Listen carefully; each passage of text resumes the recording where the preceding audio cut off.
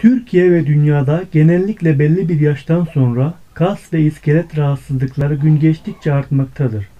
Halk arasında kireçlenme olarak bilinen eklem ağrısı hastalığı daha çok diz, el, kalça ve omurga eklemlerinde görülmektedir. Eklem yapısında görülen bozulmalar sonucu ağrı ve hareket kısıtlanmasına yol açtığı ve bu gibi durumlardan kurtulmanın çözümünden birisi de yumurta kabuğu zarı kullanmaktır. Amerika'da 2009 yılında bitirilen ağrı ve tedaviye yönelik bilimsel çalışmada yumurta kabuğu zarının günlük 500 mg yumurta kabuğu takviyesi 10, 30 ve 60 gün olarak uygulanmıştır.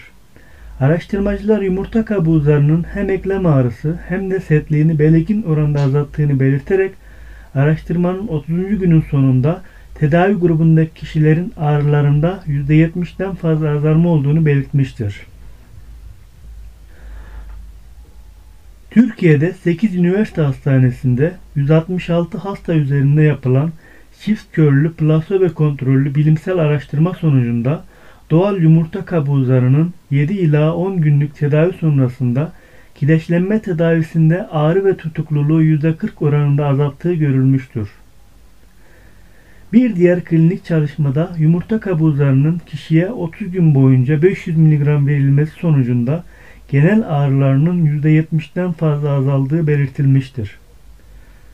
Yumurta kabuğunun zarını dilerseniz haşladıktan sonra, dilerseniz de haşlamadan çiğ yumurtadan elde edebilirsiniz.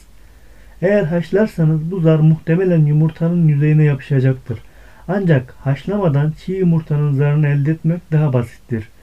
İçerisindeki yumurtanın sarısını ve beyazını bir kaba alarak kabuğun iç yüzeyinde bulunan zarı çıkararak yiyebilirsiniz.